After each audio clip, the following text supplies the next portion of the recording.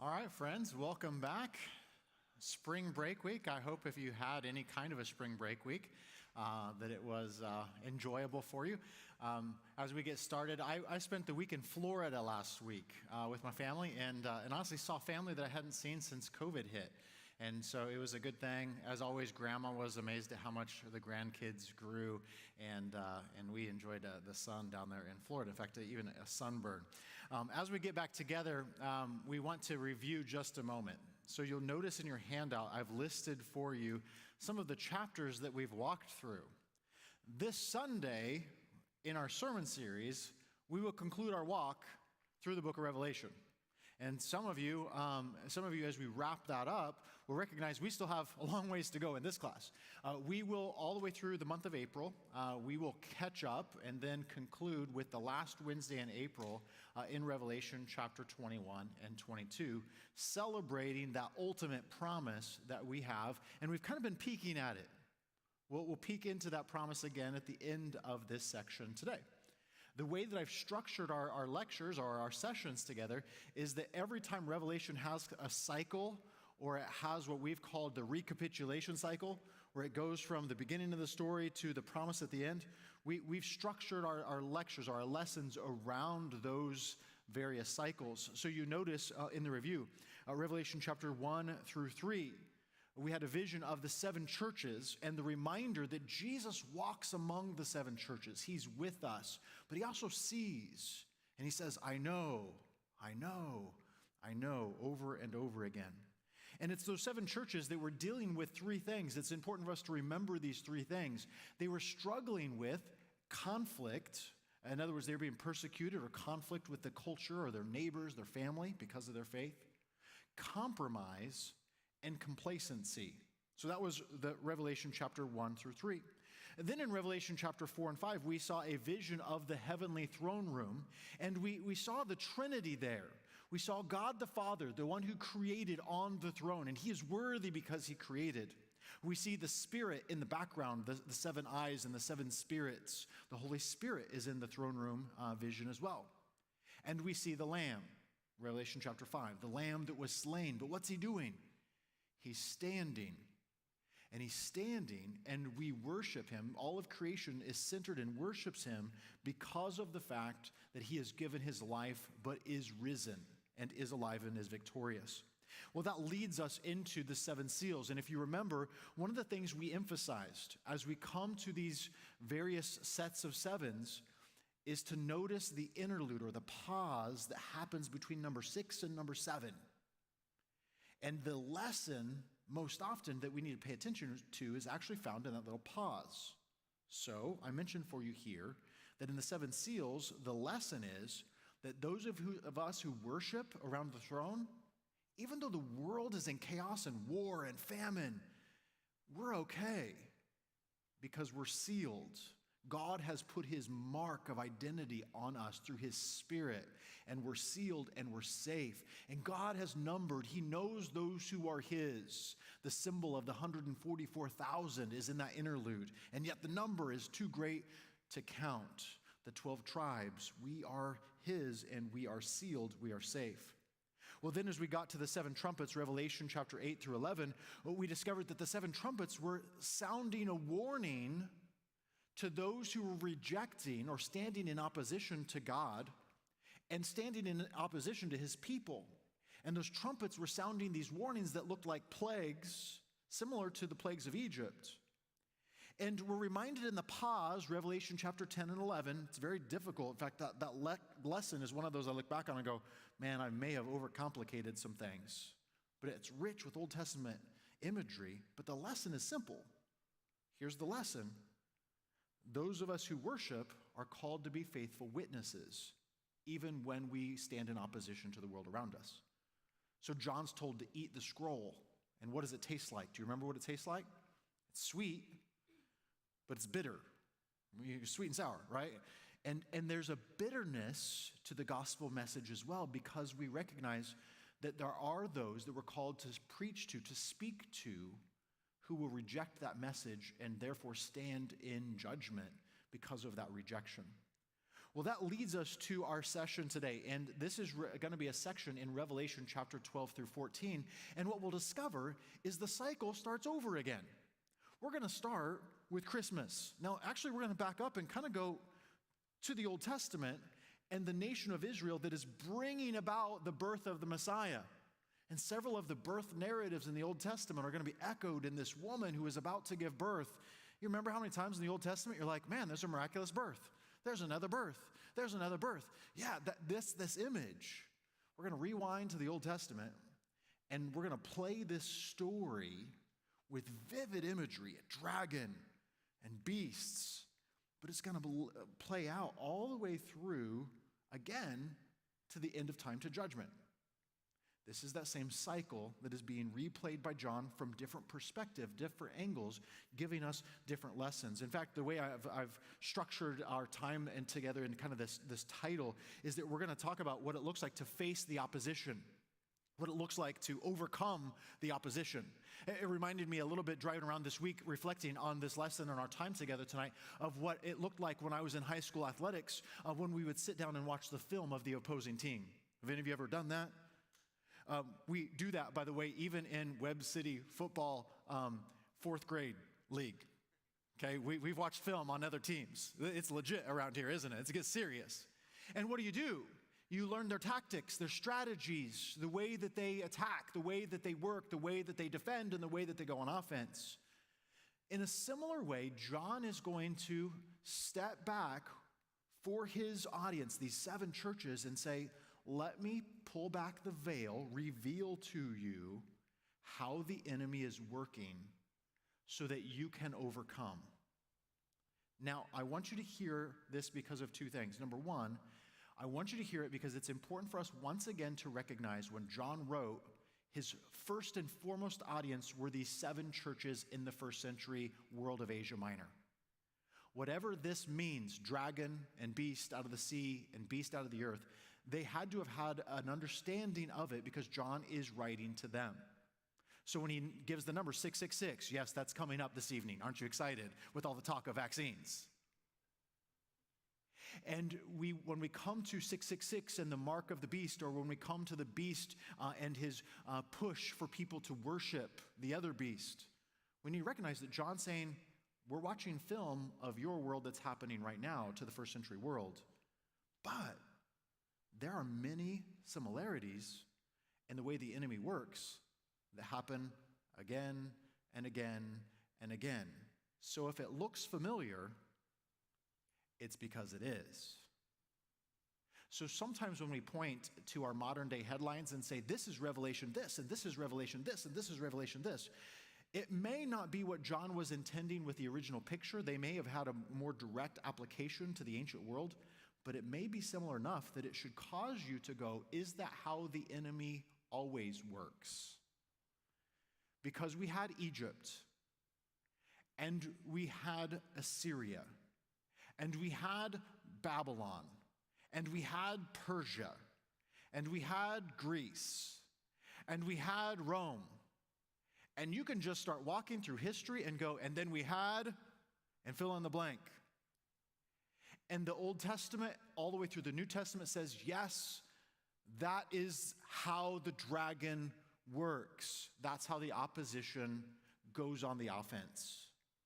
And so I want us to, in a similar kind of a way, recognize that this is revealing to us how the enemy works in our world today, and recognize for us that it's calling us more than to kind of have the cryptic unlocking moment. I remember kind of coming to the Bible like this, if I could just uncode this. And isn't this interesting?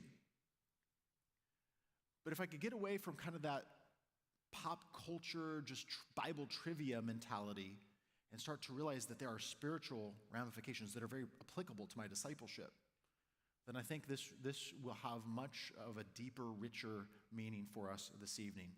So as we begin this evening, what I want to do is just pray for us, because over and over again in Revelation, we find a few things. One of them is prayer. So let's open up with a word of prayer. Father, I want to thank you for those who are joining in this study this evening or through video this evening or later. God, I pray that you open up our eyes. God, that you open our ears. that you open our hearts. Help us to see, reveal to us how the enemy is at work in our world today. God, use your word to speak. Help us to be faithful. Help us to be confident. Help us to find security in you and fulfillment in you. And God, help us to be faithful and obedient. Help us to see the blessing that it is to be a part of your people. God, help us to see the need that our world has for the gospel. God, we pray these things in Jesus' name. Amen. Well, when it comes to kind of this watching film moment, I don't know if that's a great metaphor for you. If you're not like into sports or anything like that, like just throw the metaphor out, okay? It's okay. You don't have to like me, but pick your own metaphor. But as we're looking at how the enemy works, I want to recognize how we overcome opposition. And I've listed for you in your handout five things that we are given as tactics to overcome. And this is kind of introductory. You're going to see these come up as we read through the text, but I want you to be watching for them. So 5 ways that we overcome in this text. Number 1 is by the blood of the Lamb. This should not surprise you. Now notice, we're not doing anything in this one. How do we overcome? Jesus died for us and rose from the dead. Jesus was the Passover lamb, and therefore our sins are passed over. Judgment is passed over. The plagues are passed over. And we are brought out of slavery, Egypt, into the wilderness, wandering, which will come up, but ultimately to the promised land. That Exodus imagery is vital for you to understand this picture and understand this vision that John is having. Remember the Exodus that's through it. We overcome by the blood of the Lamb. And number 2, we overcome by the word of our testimony. What is the testimony? Testimony is a witness. We stand in the courtroom of the world of ideas, and we stand on Jesus' behalf, and we stand as those who bear witness to what he has done for us because of his blood, because of his recreation in our life. That's what it means more than, when we talk about, will you give your testimony, more than just your 5-minute story. It is that. It's your ability and desire and willingness to boldly say, here's what Jesus has done for me in a world that wants to silence you. We overcome the deceit and the opposition, the silencing of the enemy by being willing to speak our word of testimony of what Jesus has done. We overcome by the blood of the Lamb and the word of our testimony. Revelation 12:11 says, and we also don't shrink back from even death itself. Why? Because we have promise. We have hope. Notice number 3, we overcome because of our worship. This goes back to Revelation 4 and 5. The centerpiece of Revelation is what? The throne of God. All of creation comes and worships. All of your life should be surrounding the throne of God. And worship is war, as my professor said. Worship is a statement of allegiance. You need to hear me on this. You only have 2 options to worship in these chapters. You worship the legitimate throne of God, or you worship an illegitimate throne of Satan. Now, Satan has puppets that he uses, beasts and prostitutes, and we're going to notice that he uses these, but ultimately, it's an illegitimate throne that Satan is trying to get you to worship. The Bible would call it idolatry, worshiping something other than the Creator. So now you're worshiping the creation or something in creation. So worship is part of how we overcome, is by worshiping the true God. And you know this, that worship is more than just what we do on Sunday morning. It is that, but that more than anything is a picture and a practice of what we do all of the time as the church as we go out from this place. I love what happens here. I'm looking forward to this Sunday. Even as I kind of watch the chairs begin to grow and the numbers begin to grow back, oh, it's exciting in here. But part of the reason is, this is a picture of the church that then goes back out into our neighborhoods. There's a small group that I'm a part of that's a neighborhood small group, and COVID brought to life, as our group started, we were quarantined. It's amazing. But as we were doing the whole COVID walk through our neighborhood, guess what we started realizing? There's a lot of people from church who live in this little neighborhood. And boy, what an opportunity we have to be yeast, as in mixed in the whole lump of dough, and salt, as in mixed in and seasoning and preserving this community, this neighborhood that we have right here in front of us. You see, we as the church, as we worship and we leave, we take the lampstands with us where we go. And the temple is us, and we take it, God's presence, with us. So we worship. We overcome through worship. Number 4, we overcome by, this is a hard word for us. It's a popular word in the New Testament, endurance. Endurance isn't a fun word. Endurance is one of those words that, like, you know it might be good for you, but it's never something you really want to do. Eating Brussels sprouts. I just have to endure it, I'll be honest. I was in 5th grade. I was fed them at a friend's house. I know they're good for me, but if you feed them to me, I'm going to endure it. Some things are good for you, and you just need to endure it. Weightlifting is kind of that same thing. How do you build strength? You build endurance. I'm training for a triathlon. How do you build up for a triathlon? Well, you just get out there and you build up your endurance. How do you suffer and learn how to suffer? You suffer. You build up endurance. You stay. And we're going to discover that one of the ways we overcome is just by continuing to walk faithfully through suffering. We endure. And number 5 is this theme of obedience or allegiance to Jesus and what he has said, that we trust him. Obedience is this. Obedience is response to what Jesus has already done and who you really believe Jesus is. Obedience isn't something, you know this, obedience isn't something we do to earn Jesus' favor. It's because we were saved and overcome by the blood of the Lamb. It's a response in faith that says, Jesus, I trust you. I trust that you're good and you want what's best for me. Boy, I want this to be true of my kids, right? I want them to obey because they trust their dad that he wants what's best for them and healthy for them. I mean, if I'm a good father, as the picture of God is in the Bible, then I want that for my children. And I hope that they have visions of this, if not just later on, recollections of it. We're called to obey and give our allegiance to Jesus as the one who has saved us. So those are our tactics. Now, I want you to see how these have implications on the enemy tactics. Here are some of the blanks that you have in your handout. We're going to see 3 tactics used of the enemy. I've already given you the first one. The first one is the word accusation. The first blank that you have on your handout there is the enemy tactic number 1. The word there is accusation. We're going to see that Satan, whose name means accuser. So Satan as a title, it's a title that means accuser. He's going to be called the one who accuses us. And he's going to be cast out of a courtroom, which is heaven. When is he cast out? Well, likely it's at the cross and resurrection. Why? Because we overcome by the blood of the Lamb. In fact, here's what we're going to do in just a minute. We're going to take that accuser tactic and we're going to cross it out when we come to it in the text. Why? Because if you are sealed in Christ, he no longer can use this against you. It no longer is a valid tactic. Now, you might allow him to. You might recollect some of the sins that have already been forgiven you. We're going to talk about books versus the book, which is the Lamb's book of life, and the books that record all that we have done. And some of us might replay some of those things that we have done, whether they be back from high school or whether they be from a first marriage or whether it be from a season in life where we were rebelling against God.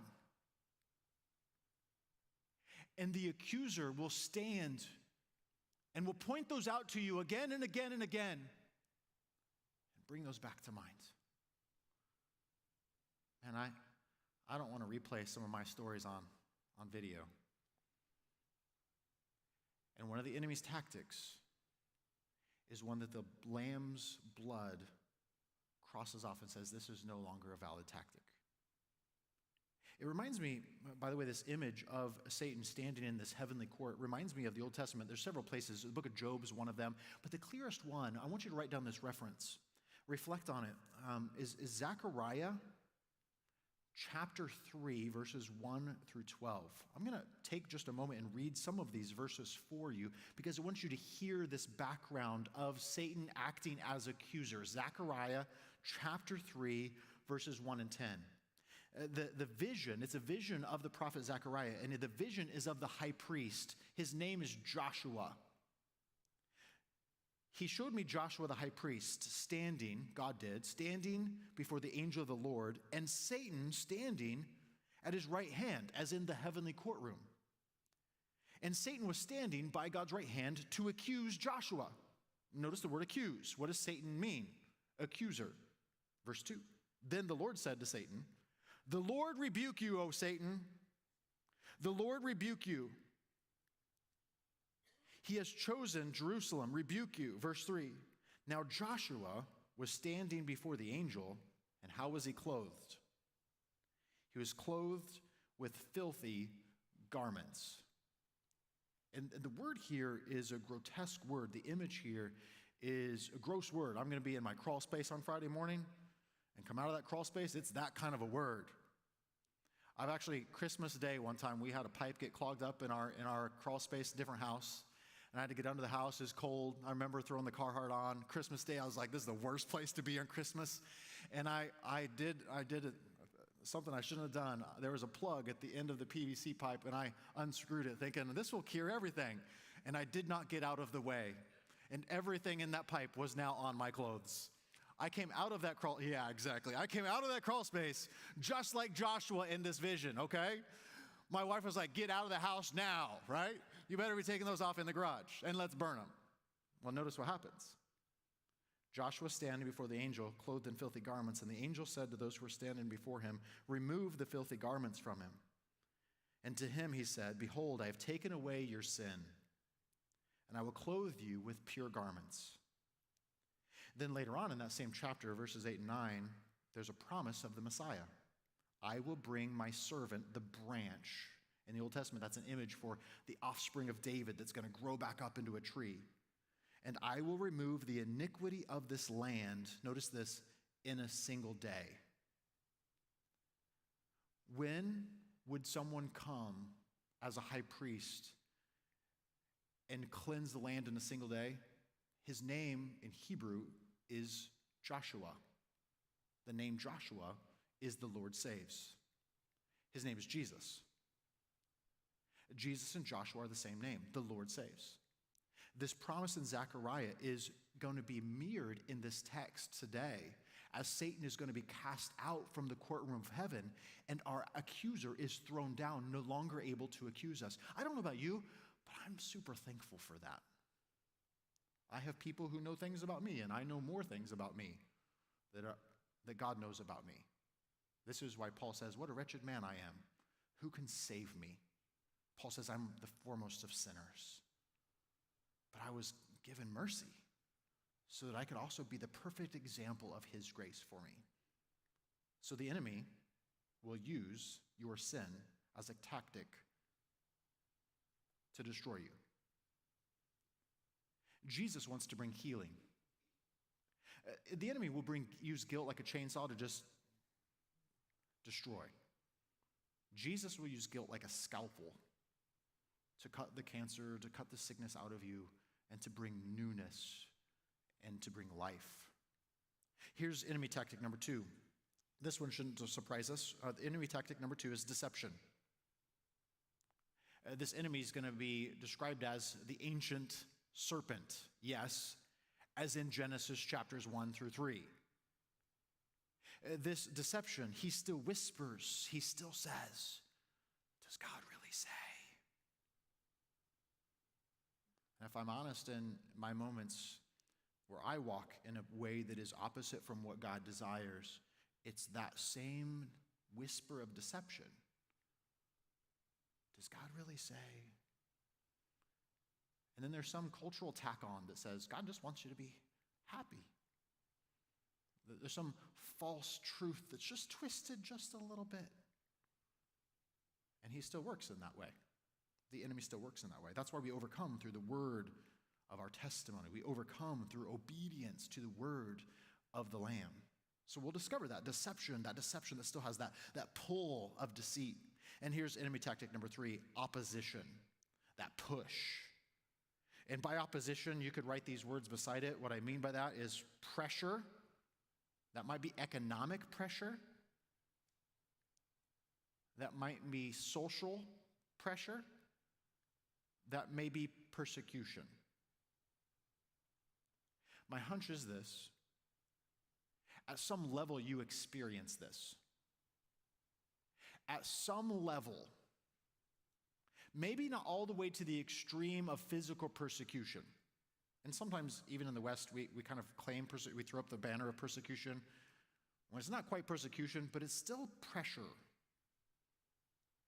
You ever feel pressure to not say anything? Pressure to not say the name of Jesus? Pressure to not bear testimony to what Jesus has done for you and what he can do for others. Some of you recognize that culturally, we are feeling more of that pressure than what we ever have before. Now, it depends on who you talk to and where you're from and those types of things. But this is not abnormal for God's people. In fact, it's abnormal to not have some sense of pressure or opposition. This is the enemy's tactic. And so we recognize these three things that are going to be at play. Now, we're going to discover that there's three characters in this story as well. Mark alluded to them. He used a phrase that Shane Wood uses as well. He calls them the unholy trinity. That might be worthwhile writing down here, the unholy trinity. Because in many ways, they mock or mimic, the word might be a parody. They are a parody of the real Holy Trinity. So they look, or they try to look like God. They try to wear the crown. They try to sit on a throne. They try to speak, but what they speak is deceit. They try to exhibit power and authority. They want worship, and yet they're not adequate. In fact, the number, again, hinting at where we're going, 666, is a Trinity word, but it's short of 777. And we're going to go, what does the mark of the beast mean? What does 666 mean? But at the very minimum, it stands for this Trinity, this beast that is worshipped, that is not God. It's not complete. It is, in many ways, lacking. In fact, notice another subtlety that we're going to see in this story. The dragon is going to give authority to the first beast in the same way that Jesus is given authority from God the Father. And then the second beast that comes along, like the Holy Spirit, is going to want to glorify that first beast in the same way the Holy Spirit wants to bring glory to Jesus. In so many ways, you're going to see them trying to parody or mimic the real Trinity, and it's an act of deceit. And the question is, where will you worship? So as we turn the page and start to dive into the text, we want to look at Revelation chapter 12. And again, remember that this entire section is going to be framed up in a similar way to what the ancient world would have been accustomed to as an epic narrative. In fact, Asia Minor has a narrative of Apollos who was born. And I know this might be overly academic or overly boring, but Apollos was born. And when Apollos was born, there was an enemy, Python, that was wanting to pursue him in his birth. And he was rescued, and he was put on an island. And he was rescued for a time. And then he was able to grow as a child that was born and able to grow and mature. And eventually he overthrew the python. And you're like, wow, that's a myth, just like what's happening here. Yes, I think God in this story, as well as we look at other ancient stories and we pull from the Old Testament, God's going, you want to know a real story? You want to know the real epic narrative? This is it. It's like the Chronicles of Narnia. It's like the Lord of the Rings. Some of you are aware that Tolkien, as he wrote The Lord of the Rings, knew that the culture he was in was very deist, very against the idea of a God who was active in the world. And as he wrote that narrative, he was wanting to write this epic narrative so that people would start to be aware of the fact of this good versus evil that was going on in his world. He was writing to encode his biblical theology in that narrative. Same thing with C.S. Lewis and Chronicles of Narnia. We're used to those epic narratives.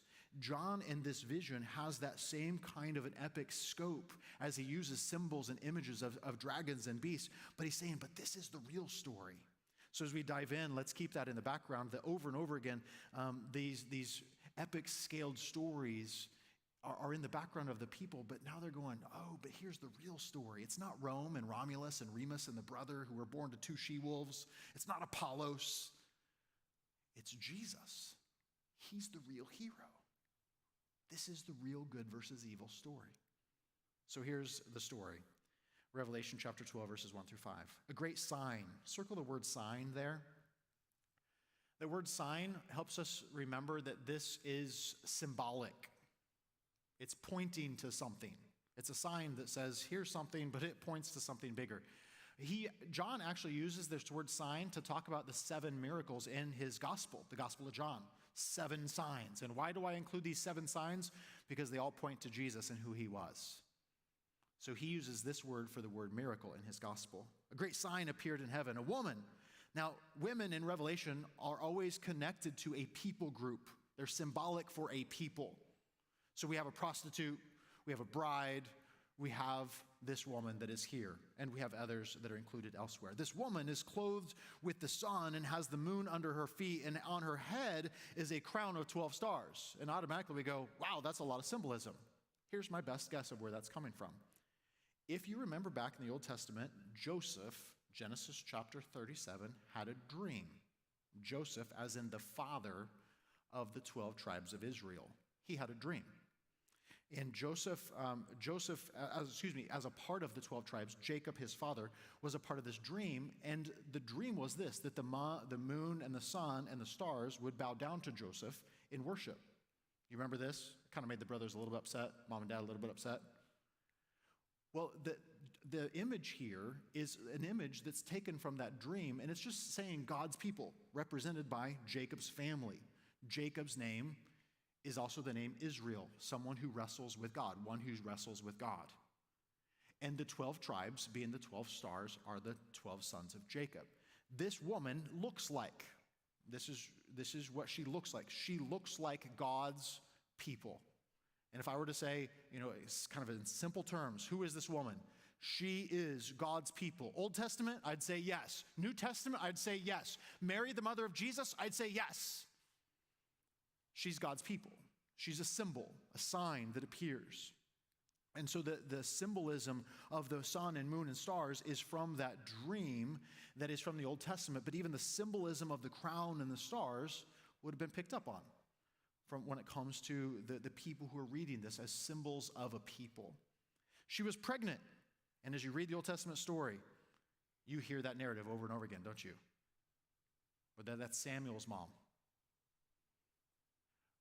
whether that's Abraham and his wife Sarah, over and over again, it is a faithful woman, sometimes with an unfaithful husband or a rascally husband, who is preserving God's promised Messiah as a mother. It seems so ordinary. I mean, I have 3 kids. Giving birth and having children is not anything but ordinary. But it's ordinary. It happens all of the time.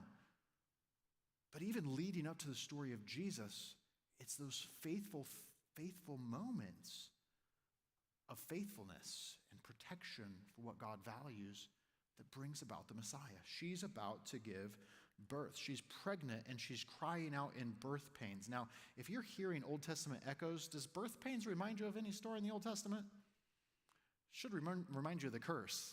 My wife reminds me of the curse at times, right? And so it should remind you of the curse. I have nothing to claim that I have any experience in this whatsoever. I do like those videos that show guys being shocked or whatever to show what it might feel like. But the reality is we have no idea. But this curse is going to be echoed in multiple images. The serpent is coming later. So she's about to give birth. She's crying out in birth pains. And then verse 3, another sign appeared in heaven. Behold, a great red dragon. Now this dragon has 7 heads. What is the number 7? Oftentimes as a symbol, as we weigh that number, it's completeness. What's this dragon trying to do as an imposter?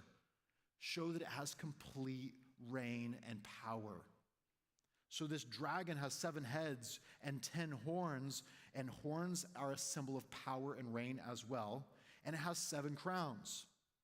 This dragon is a compilation of, you need to write this verse down to the side, Daniel chapter 7.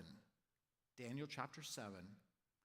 And the images we've already had of the Lamb in Revelation chapter 5. This dragon is an imposter. In Daniel chapter 7, Daniel has a vision. You can look there later, but about 2/3 of the references to Old Testament references in our section today are from the book of Daniel, especially Daniel chapter 7. And he has a vision of 4 beasts. And what happens in Revelation today is all of those beasts kind of get squished together. I mean, I don't know that Plato is the best metaphor for right now, but it's like all 4 of these beasts are separate, and John's vision kind of just pulls them all together and goes, the enemy kind of acts like this. And it's like all 4 of those beasts in the book of Daniel. Who are those 4 beasts? Well, they are Babylon and Persia and Greece and Rome. And they all get squished together and goes, the enemy acts like this. Thus the 10 horns and the 7 heads and the 7 crowns. Satan is always working like this. And so we have this image of someone who claims false authority. And notice his tail sweeps 1/3 of the stars out of heaven. When we come to the image of stars, it represents angels at times, but also angels that represent people. Notice the 12 stars up above that represent the nation of Israel, the 12 tribes of Israel. Do they have angelic representatives? Yeah, they do. We'll come to Michael in just a bit. So this is both and. Fall of angels, but also fall of people and nations. The dragon causes people to fall away from worshiping God, as well as the spiritual representatives that are there. Don't try to make too much of the little details. Back up and look at the bigger picture. It's one of the dangers of Revelation. Sometimes we want to make too much of the little micro details, and John's going, no, back up from the painting and look at the big picture. But have you ever a little frustrated with, maybe frustrated is a little strong word, frustrated with the Bible that it doesn't give you everything you really want to know? Maybe it's just me, and I'm just having a confession moment up here, and maybe you're like, he is the dragon, right? I mean, maybe that's just you, but at the same time, maybe it's just me. But I mean, there's curious things that I want to know, like, what about these angels, and where do they come from, and how does that all work? And what about demons? I mean, we find out a little bit about them, but when did they fall, and how did they fall, and what happened here, and who is Satan exactly, and how did that happen? And notice the Bible goes, just focus on Jesus on the throne. The Bible wants to make your focus the main focus. And I know you and I and all of our curiosities, we want to figure things out. This is why even kind of in Jewish traditions, they would just write sub-stories and have myths and different stories about all of these things. Even Michael the Archangel, like look it up on Wikipedia sometime. You can find all the little side stories about Michael the Archangel. This dragon and the stars that are cast down, I want you to see it in this picture that is here, and then ask some of the relevancy of how it is applied in our world and in our life today. The dragon stood before the woman who was about to give birth. Where do we find ourselves right now? Christmas. I know it's Easter week. But can we rewind a little bit to December? I don't want the snow, to be honest. We had in our house a little chalkboard that said, let it snow. I erased it last week. I was like, no, let's get rid of this, right? And I even did a little chalkboard art myself, like spring is here, let's go. But the reality is, let's rewind a minute for Christmas. My professor, Dr. Lowry, who also taught Shane Wood, who was here with us, he would set up a nativity. He passed away from cancer a number of years ago when I was in seminary. He would set up a nativity scene. And in that nativity scene, he would bring a 7-headed dragon and put it in the background. And that 7-headed dragon is a puppeteer. And you look at Herod the Great and what happened to those who were under 2 years of age in Bethlehem, because he wanted to stay on the throne. Herod? Oh yes, Herod, but the dragon too. And you go, that's how the dragon works. The dragon stood before the woman who was about to give birth, so that when she bore the child, he might devour it. She gave birth to a male child. Apparently, he did not get his desire. It was thwarted. This is what I love about God's sovereignty. It's because God's always 2 steps ahead. The Magi, the wise men, let's not go back through Jerusalem and talk to Herod. Joseph, I had a dream. We need to go to Egypt. If God is in control in those moments, could it just be possible he's in control of yours as well? That he's sovereign in your moments as well? That he's 2 steps ahead of where the enemy's attacking you, if you're just faithful to him. She gave birth to the male child, the one who is to rule all the nations. This is not even like, John's not hiding anything here. This is completely revealed. This is Jesus. This is from Psalm chapter 2, the one who is going to rule the nations with a rod of iron. Psalm chapter 2, verses 7 through 9. There's going to come a Messiah. He's going to rule all of the nations. We're going to see this again in Revelation chapter 19, verse 15. Jesus is going to come on a horse. Guess what he has? The same rod of iron. In Egypt, the emperors, or the pharaohs, guess what the symbolism often was that they were holding in their hands? Rods. Oftentimes a rod and a staff. Rod is a symbol of one's reign, but also one's judgment and one's leadership. So this child is born, but notice how we have kind of this very short picture of Jesus' ministry. Her child was caught up to God and to his throne.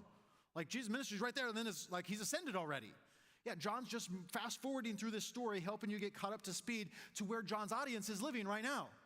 They know that Jesus came and that Jesus had a confrontation with Satan, didn't he? And Jesus said some things like this: I need to bind up the enemy, the strong man, the robber. And Jesus confronted those who were oppressed by demons, didn't he? He showed his authority. And he talks about Satan being cast down. Satan is cast down. Here's my understanding from the New Testament. Satan is cast down from his ability to accuse through the ministry, the death, the burial, and the resurrection of Jesus. And he has no authority to accuse because of what Jesus came to do. And as Jesus ascends to heaven, the woman is still there. God's people are still here. We are now the woman, the church, the bride. And the woman runs into the wilderness. Now, if you're reading this and you're familiar with the Old Testament story of God's people, wilderness automatically goes, we're right back in the Exodus. Here we go again. I still have that DVD, by the way, of the Ten Commandments to give. I brought it tonight finally to give back to you. And in that story, I've not watched it before. I've never seen Cecil B. DeMille's. I've had this DVD for a whole year to watch, and I've not seen it yet. But I know that's the way it goes. But here's this. You guys are like, wow, you're having a one-on-one conversation right here. You need to be able to go back to the Exodus and go, what was the wilderness? What was it? God has already freed them.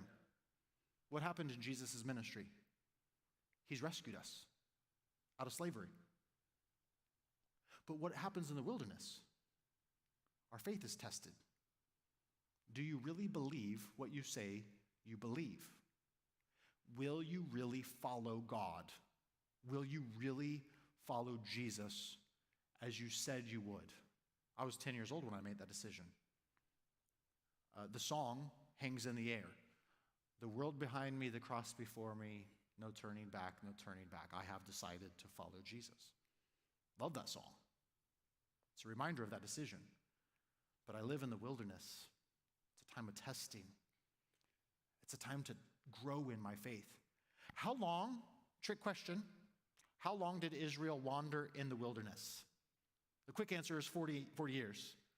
It's actually 42 years because they wandered 2 years in the wilderness. Then they went to the promised land. They'll remember the whole spy thing? They went in, said, that was too big for us, other than Caleb and Joshua. Came back out. God says, okay, well, we're going to go on a walk. I go on walks with my kids all the time. It's time to go on a walk. We need to learn a lesson right now, right? Like, let's go on a drive. All right. And so they go on a walk, a 40-year walk. They're in the wilderness for 42 years. Notice the number that we're going to come up later is going to be a number that's actually going to be 42 months. That number is going to come up again of wandering. It's a temporary time. What happens in the wilderness? I want you to write these words down in the wilderness. You're tested. Your faith is tested. Do you really believe what you say you believe? What is that? God's faithful. He's rescued me. He's faithful. He will bring us to the promised land. Do you really believe that? Do you really believe that God will nourish you? Daily bread, manna. It's no accident that we come together every week and we celebrate the Passover, this reminder of bread, this reminder of Exodus, this reminder of God's nourishment through Jesus. John chapter 6, Jesus divides bread for people. Then they want more bread. Then Jesus says, I'm the bread. I'm the one you need to consume and eat and eat and eat and eat over and over again. And they go, ooh, we don't want any part of that. And Peter says, and everyone leaves. And Jesus says, are you going to leave me too? And Peter says, to whom shall we go? You have the words of eternal life. You have the nourishment we need. John chapter 6. Wilderness is a time where God is saying, I want to provide for you. But it's also the moment in time that leads us to, where are we going? Revelation chapter 21, 22 this Sunday, the promised land.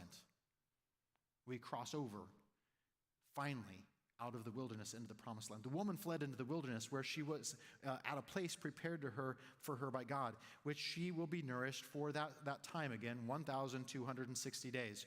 If you do the math, this image is used throughout. It's from the book of Daniel, as in 2/3 of all the images from this section. It's simply 3.5. So whether that's 42 months, 3.5 years, or 1,260 days, the picture is the same. It's half of 7. It's a time that is short, and I mean short as in what God means by short, not what you mean by short. What does Peter say? That God's not slow in keeping his promise, but he's patient, not wanting anyone to perish. Okay? It's an incomplete time. God is going to bring you through the wilderness, and he's going to take care of you. He's going to nourish you during this time of wilderness wandering. Now, in verse 7, we find that there's a war. So not only do we have a wilderness, but now we have a war. But what happens with wars in Revelation? Does anyone have the ability to go to war against the Lamb and be successful? No, the cross proved that. He's the Lamb who was slain, and what's he doing? Standing. So there's a war. Michael is from the book of Daniel. He's the angel that represents or protects the nation of Israel, the people of Israel, God's people, the woman. Michael is the angel that's a protector of God's people in the book of Daniel. Daniel 10, Daniel 12, if you're writing these down. So there's this war, and there's a fight against the dragon. Notice what happens. They fight back, but they're defeated. There's no war when it comes to legitimate battle that takes place. I played badminton with my son in the backyard. Sorry for all these weird illustrations. They just come to me. And I just killed him, 21-7, and he just walked away. Well, why did I do that? Well, because he was boasting about how he's winning in PE. He has a tournament tomorrow. He's going to conquer everyone. He's like, yeah, I'm beating everybody. I'm like, let's play. Let's go. Right? It's not even a competition. And here's this moment where, once again, Armageddon's going to come up later, where we go, no, you can't go to war against God. It's a losing battle every time. But notice what happens. The result of this war is that the dragon, the serpent, no longer has a place in the courtroom of God. No longer were there any place for them in heaven. The great dragon was thrown down. The ancient serpent, there's Genesis talk. The deceiver, the accuser, who is called the devil. That word is the word for opponent, or the one who stands in opposition. The one who is called the devil, and Satan, the deceiver of the whole world. He was thrown down to the earth, and his angels were thrown down with him. So I want you to take, under the tactics of the enemy, that word, accusation, I just want you to draw a line through it. Satan no longer has a legitimate place in heaven to accuse you, because your name is written in the Lamb's book of life. We overcome by the blood of the Lamb. This should cause you to worship, and it does in verse 10. I heard a loud voice in heaven saying, now the salvation and the power and the kingdom. Does that look like the contrast to the diadems and the horns and the 7 heads and the power? Yeah, this is legitimate power versus counterfeit power. Now the salvation, the power, and the kingdom of our God and the authority of his Christ, or his Messiah, have come. For the accuser of our brothers has been thrown down, who accuses them day and night before our God. And they have conquered him by the blood of the Lamb and the word of their testimony. For they loved not their lives even unto death. Because what happens at the resurrection is that the enemy's ability to even push us. So here's his tactic of opposition.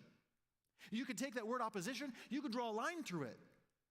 You could draw a line not only through accusation, but you can draw a line through opposition. I just want to encourage you to do that. Take a line. As God's people who are sealed and given a promise, he no longer has a legitimate tactic of opposition, because even if you are killed for your faith, you will live again. They loved their lives not even unto death. Like the cross, they're willing to give it to stand with Jesus, knowing that he would bring them resurrection.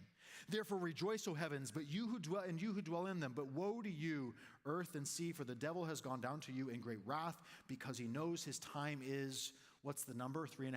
It's short. It's short. When the dragon saw he's been thrown down to earth, he decided to pursue the woman. The woman was given 2 wings like a great eagle. Now that's right out of the book of Exodus, book of Deuteronomy. God delivered his people out of Egypt, and the symbolism that's used there, like on the wings of an eagle, he delivers them out. And so he brings us out of slavery as well. And we fly into the wilderness to be nourished. Again, that word nourishment is there. And again, the word 3.5, a time plus times, as in 2, and a half a time. So 1 plus 2 plus a half, 3.5. The serpent poured out water, continues to pursue, to sweep her away from a flood, but the earth helps. God continues to provide, continues to rescue over and over again. Does it ever look like the church is going to be conquered by the enemy? Yes, it does. But the gates of Hades will not prevail. And this is true of this epic story. So he goes off and he makes war against the rest of her offspring, or the rest of her offspring. Who are her offspring? Notice these 2 identity markers. Those who keep the commandments. You might want to write the Great Commission text, Matthew chapter 28, verses 18 through 20. Therefore, go and make disciples of all nations, baptizing them and teaching them to obey everything I've commanded you. And I will be with you always, even to the very end of the age. They keep the commandments. Teach them to obey everything I have commanded. This is that same echo of a phrase of what we're called to be as disciples. So they're keeping the Great Commission. And they hold to the testimony. They endure and they hold to this truth of what Jesus is and what this story is. And the dragon stood on the stand of the sea. Well, this brings us to the first beast. Now, I know you're going, we have 20 minutes left, and we're going to deal with these 2 beasts. Yes, we are. And we may be able to run a little bit into next week if we need to, but I don't know that we will. Revelation chapter 13, verses 1 through 10 gives us this beast that comes out of the sea. And if I were to talk about the enemy tactic, let me give you the tactic I believe the enemy is using through this first beast. The tactic would be this. Here's the sentence I'd have you write in your handout. The tactic is to substitute God's throne for an earthly throne. Substitute the legitimate throne, God's throne, for a counterfeit throne. And the enemy does this over and over again. In the Old Testament, people of Israel said, oh, I don't know that God could save us. Let's go to Egypt. Let's go to Egypt. They can rescue us. And God says, why do you trust in chariots and horses rather than in me? They find themselves in Babylon. They trust the power of Babylon. They're seduced by that culture. So this beast is an image that's taken from Daniel 7. And what I said before using Plato, I'm kind of a visual learner, sorry, and also a dad, so Plato's kind of readily available. The 4 beasts in Revelation represent kingdoms. And in Daniel's vision, in his dream, that makes sense to us because we can look back and go, yeah, we can see how Babylon led to this, and all of a sudden we have Rome, and then we have the church that comes, this promised people.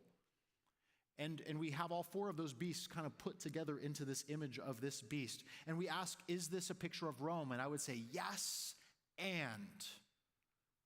Yes, and. So if you're asking, who is this beast? I would say political Rome, but also any other power that looks like political Rome. This is the enemy's tactic. That's why I wanted to give you the tactic first. What is the tactic? Substitute a counterfeit throne for a legitimate throne and cause you to trust in that instead of God. Do we do this? Yes, we do. Now, I could take some of our modern day headlines, and again, I could take any political party you want to. I could take multiple venues when it comes to just places and nationalities in our world and go, this looks like that. You need to see it in yourself, and you need to see it in the church. And you need to see the temptation, but just like watching game film of the enemy, you need to go, this is how the enemy works. And I see it happening right here. And just like a linebacker in football, when you start to see the movement, you go, whoa, this is what's happening. So this enemy tactic of this beast is, again, taken from Daniel, but it's happening again through Rome. So this beast is coming out of the sea. Now, some commentators talk about the fact that if you're living in Ephesus, anyone coming from Rome is coming by ship. And they're coming from the sea, and they actually, those ships, because of the curvature of the earth, look like they're rising out of the sea, don't they? And the beast that comes from land, the false teaching that we're going to see the second beast, that's happening like right where they're at. It's homegrown. It's from where they are. So there's something that's interesting about that dynamic that takes place as well. This beast comes out of the sea. It, again, looks like the dragon, wants to look like the lamb. It has 10 horns and 7 heads. It's all of those beasts in Daniel 7 put together. It has 10 diadems on its horns, and has blasphemous names on its heads. What are these blasphemous names? Well, I don't know. Have you ever heard of kingdoms where the rulers call themselves things like King of Kings, Father, Lord, Sovereign, Almighty? Oh, that's true of Rome. All of those titles are true of Roman emperors. In fact, Domitian, who is the emperor, likely when this is written, if our chronology is correct, Domitian, Suetonius tells us, the author of Suetonius tells us in his book about Domitian, he says Domitian wanted people to declare him and call him our Lord and our God. Oh, that's pretty much blasphemy. That's it right there. So they were familiar with this. That a beast that looks like a political entity and a false counterfeit throne that's not the throne of God, but in opposition to it, would have names that were only worthy of God. Now, the reality is, if we take this, we can worship thrones as if they're going to be the one who gives us security. Do you know people who put all of their hope in a ruler or in a kingdom? Oh, I know that might be getting a little bit too personal, and I'm an equal opportunity offender, red or blue. But Revelation wants to ask you the question, who's on your throne? Who is sovereign? Who is in control? Who do you trust to protect you? Who do you trust to provide for you? Because you can so easily, because of the deceit of the enemy, so easily slip the ultimate trust and ultimate security and ultimate hope and ultimate worship and ultimate adoration and ultimate witness. Have you spent more time in the last year talking about your candidate than you have talking about Jesus? Christians, go back on Facebook. Have we spent more time? I mean, Facebook's not the real world, but it's a picture. More time proclaiming, bearing witness to a political, and I know, again, I'm equal opportunity here. We just need to observe the enemy's tactics. See, we can at times bear witness to who we think is going to bring salvation. What did the Roman emperor say about himself? I'm the one who brings peace. Pax Romana, the peace of Rome. How did he do it? War. But if you were on the inside, you had peace. So this beast looks like this image that these people are experiencing in ancient Rome. And as we walk through, we notice that this beast looks like a leopard, it looks like a bear, it looks like a lion. That's all the Play-Doh of Daniel chapter 7, all kind of mushed together. And the dragon gave his power to this in the same way the Father gives his authority to the Son, gives his authority to this beast and the throne, and one of its heads, remember, one of its heads had 7 of them, has a mortal wound. Now, Isaiah 27 says that when the Messiah comes, he's going to bring a mortal wound to the enemy of God. I don't know if that's what this is alluding to, but here's what you do know, is these kingdoms rise to power and then they fall, and then they rise to power and then they fall, and they rise to power and then they fall. But this enemy, when it comes to the spiritual nature of this enemy, is still at work. So whether it was Babylon or it's Rome, even when Rome falls, the enemy gets back up. And what is it doing? It's just mimicking. It's a counterfeit Jesus, the Lamb who is slain, who is standing. It's trying to parody Jesus. It's trying to get you to worship him as the beast rather than Jesus. And the whole earth marveled and followed. Notice discipleship. They're following in discipleship after the beast. They worshiped the dragon because he'd given authority. They worshiped the beast. It's misdirected worship. And they said this, who is like the beast? Who can fight against it? The people in John's day never could imagine a world without Rome in power. And sometimes this line is a line that we should ask, do we ever see this in play in our world today? The beast was haughty, able to utter haughty and blasphemous words. It was allowed to exercise authority for these same 42 months. What's that image of? A short time. It opened its mouth to utter blasphemies against God, blaspheming his name and its dwelling and those who dwell in heaven. And it was allowed, notice, God is the one who's still in control. You need to see this. It was allowed to make war on the saints and to conquer them. is given authority over every tribe, people, language, nation, over the whole earth. And those who dwell on the earth worship it, those whose name had not written before in the book of life. Circle that phrase. We're going to come back to that in just a moment. They're not written in the name of the book of life of the Lamb who was slain, legitimate king. If anyone has an ear, verse 9, now calls you to pay attention. Let him hear. For those who are believers, if you're going to be taken captive, go ahead and go into captivity rather than compromising your faith. If you're going to be slain with the sword, go ahead and be slain with a sword. Here is a call for the endurance of the faith of the saints. What does this beast do? This beast pushes in opposition God's people. It's persecution. It's pressure. This beast pushes God's people and it threatens them. Captivity. Death. How is John's audience experiencing this? Well, we actually find much of it in the second beast. The first beast uses the second beast in this coercion and in this pushing. But what we discover is that John's audience was feeling these social and political pressures where they were living.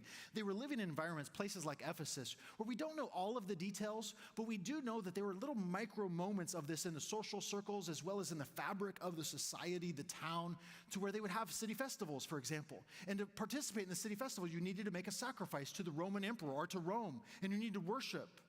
And if you didn't do that, you were standing in sedition to Rome. How could you not do that? And there was social pressure.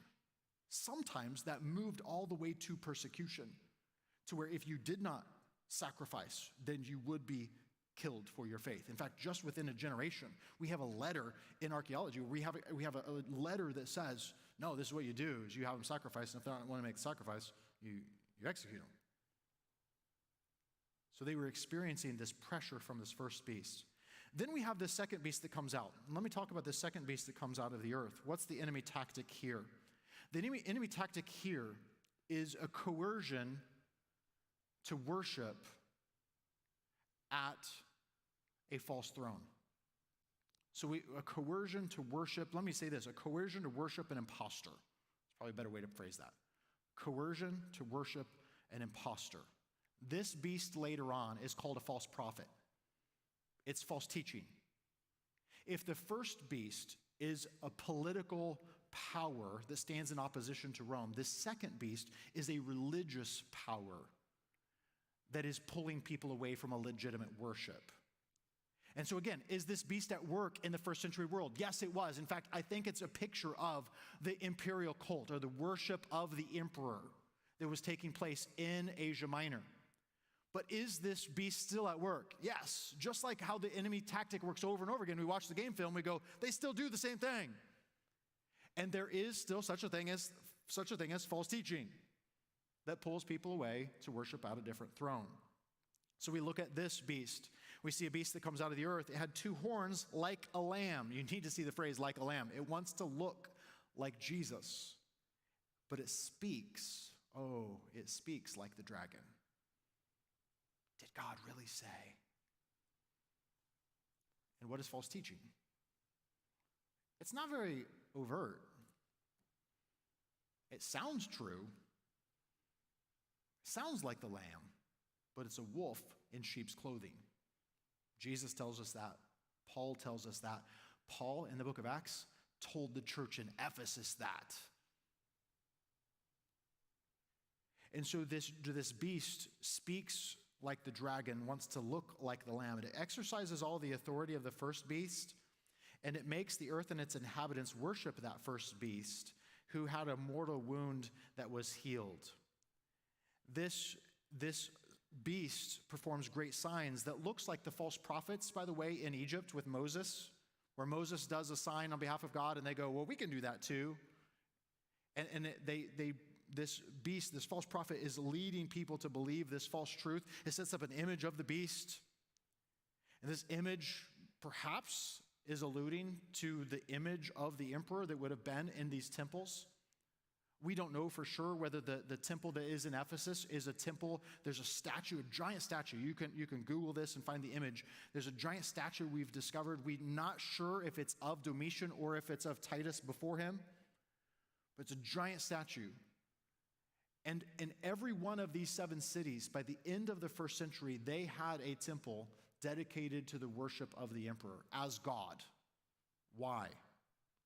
Because the further you moved toward that eastern side of the empire, the more you were on the fringes of the Roman Empire, and the more you needed to say, no, we are in allegiance with Rome. We're not going to rebel. And you needed to declare that allegiance loud and clear. So you'd build a temple, and you'd fall down and worship, and you'd sacrifice to him. Not only that, but these eastern churches, these eastern places, cities, they were already accustomed to worshiping other ancient rulers like gods. So they were ready to do this. And God's people are caught in this. Now, can you imagine those inside the church going, oh, it's not that bad? I mean, we know that they're not really God. We know that it's just a statue, but you're going to lose everything if you go sacrifice at that temple. I mean, if you're part of the coppersmith trade guild, and you're not going to worship the patron deity that's a part of your trade guild, they'll throw you out. You'll lose your business. Pressure. So you worship. You compromise. Now, we compromise in other ways to other idols. We have our idols too. We worship at other temples. And this beast is still at work. And the images that we worship at times are the images that we're focused on, and the things that we're going, it's okay to practice this and to not follow Jesus in this way. So when we come to this, we recognize in verse 15 that this beast ultimately was allowed to give breath and to look like it could bring this beast, the first beast, to life and this image to life. But it's also going to bring those who will not worship the beast to the position where they're going to be slain. Does that remind you of an Old Testament story in the book of Daniel? Shadrach, Meshach, and Abednego. If you don't worship, I'm throwing you into the fiery furnace. You know what Jewish tradition held the statue of Nebuchadnezzar to look like? A dragon. I don't know if historically that's accurate or not, but Jewish tradition paints that image of the statue of Nebuchadnezzar. The Shadrach, Meshach, and Abednego are told to bow down in front of it, and they said, no, we're going to trust our God.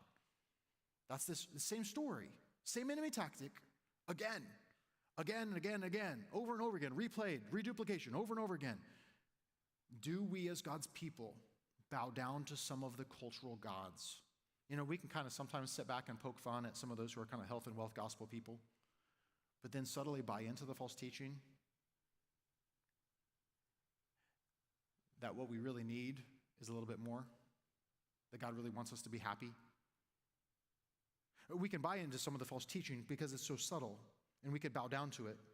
Verse 16, this beast causes all, small, great, rich, poor, free, slave, doesn't matter who you are, to be marked on the forehead, or on the right hand and on the forehead, so that you cannot buy or sell unless you have the mark, which is the name of the beast. Now, this mark is in contrast to the seal. You get this, right? Like, we are marked with the identity of God as a seal. He owns us. He has purchased us through the blood of the Lamb. We are his. This is in contrast to that. This is an echo of Deuteronomy chapter 6. Out of the Exodus they're brought, and what are they told to do? Deuteronomy chapter 6. Bind this word on your hands. Bind it on your foreheads. Put it on the door frames of your house. Remember how I brought you out of slavery. Well, what's this beast doing? It's wanting to rob that from God. The Jewish rabbis, Orthodox Jews today do this. They put a phylactery on their forehead, don't they? They bind scripture on their hand. It marks them. You can identify them. There was something about this mark that said, in contrast to the seal, you are worshiping at another throne. You're worshiping the beast. Now, marks were oftentimes a branding of a slave or a branding of a religious devotee. So you'd be branded because you're part of this sub-cult or this mystery cult. It's false worship. It's false allegiance. Notice that this mark, because of its contrast, is merely just what Jesus calls a separation of the sheep and goats, wheat and weeds. It's a contrast. If this is what happens later, this may even be literally a mark where believers, because they worshiped or did not worship, because they worshiped in for instance, a imperial cultic temple, they would be given a stamp or a mark or a coin or a seal saying that you have worship, therefore you can enter into the marketplace, buy, sell, and trade. Did that happen? Yes, we don't have a historical record from this specific time. We do about 40 years later. And we actually do in 3rd Maccabees about 60 years, I guess it'd be 140 years earlier. They actually, as Jewish people, had to make a sacrifice and get a tattoo of Dionysius, the god of wine, in the Seleucid Empire, the Greek Empire, to buy and sell and trade. Otherwise, they were impoverished. So does this happen? Has this happened? Yes, it is. So then we ask the question, what is the mark of the beast 666? I know you're like, man, we can't deal with that in 60 seconds. Yeah, we can. I think it's pretty simple, to be honest. I know you're like, well, then why all the controversy? I mean, because in the past, this has been, people have guessed, it's a UPC code. I've seen that.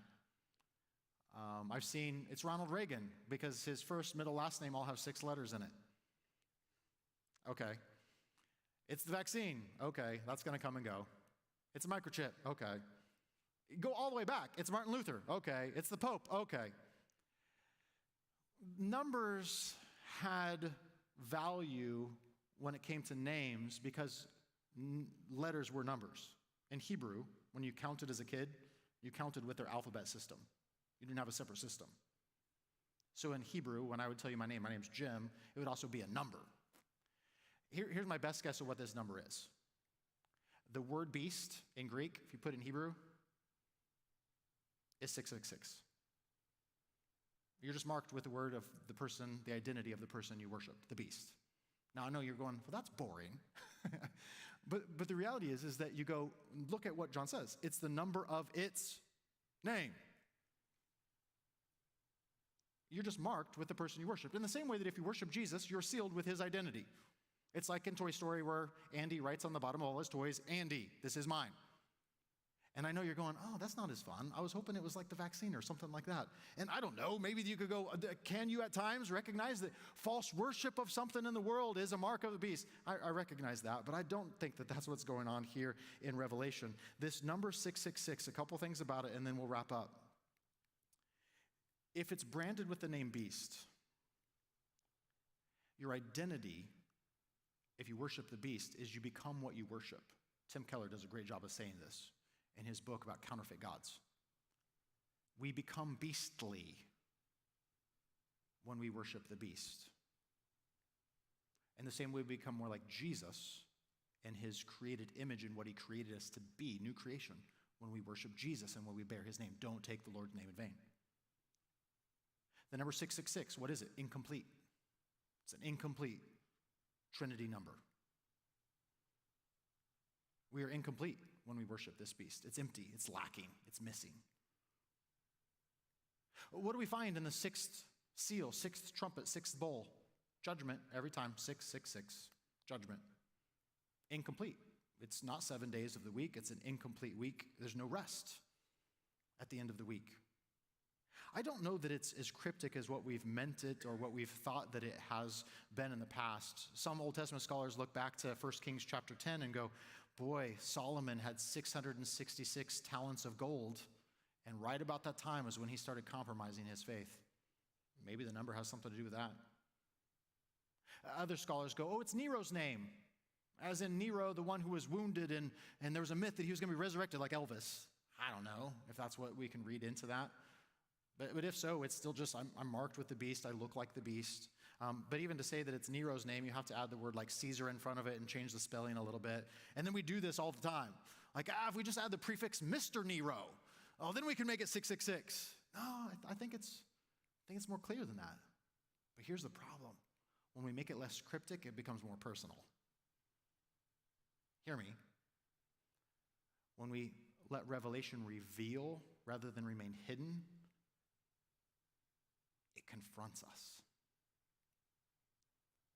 If you don't come away from this epic story confronted, asking, do I at times listen to the words of the dragon?